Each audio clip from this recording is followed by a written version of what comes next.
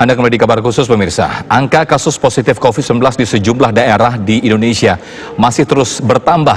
Hingga pekan ketiga Juni 2020, Jakarta Pusat tercatat sebagai kota dengan kasus corona tertinggi. Diikuti kota Jayapura, Papua, Surabaya, Banjarmasin, lalu kemudian Mataram.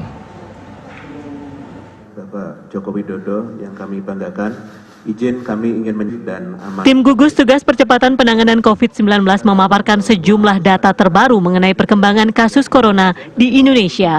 Berdasarkan data penyelidikan epidemiologi, data pasien, hingga data pemeriksaan laboratorium, angka kasus positif COVID-19 tercatat terus bertambah setiap harinya. Kendati laju penularannya masih sama.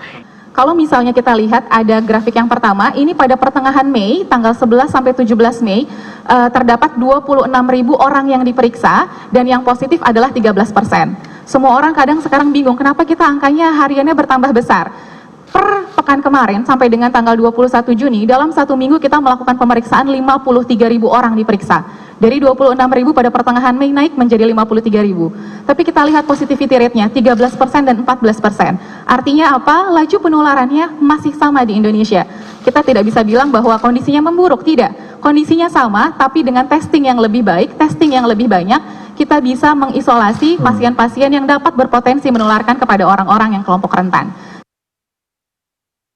Hingga pekan ketiga Juni 2020, Jakarta Pusat tercatat sebagai kota dengan kasus corona tertinggi, diikuti kota Jayapura, Papua, Surabaya, Banjarmasin, kemudian Mataram.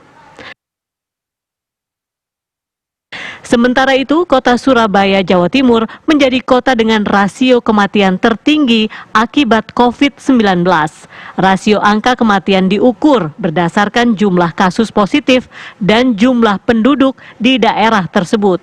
Dari dua indikator ini, rasio angka kematian di Surabaya mencapai 9,8 kasus per 100.000 penduduk, disusul Banjarmasin, Manado, Jakarta Pusat, dan Makassar. Untuk angka kematian kita juga akan lihat berdasarkan jumlah per 100.000 penduduk.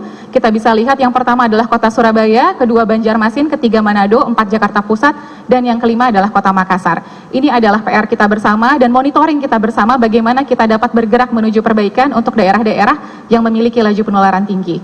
Data statistik ini tentunya masih bersifat sementara, mengingat kasus COVID-19 di tanah air masih menunjukkan penambahan setiap harinya. Dari Jakarta, Dwi Suci, Yohanes Billy, TV One mengabarkan.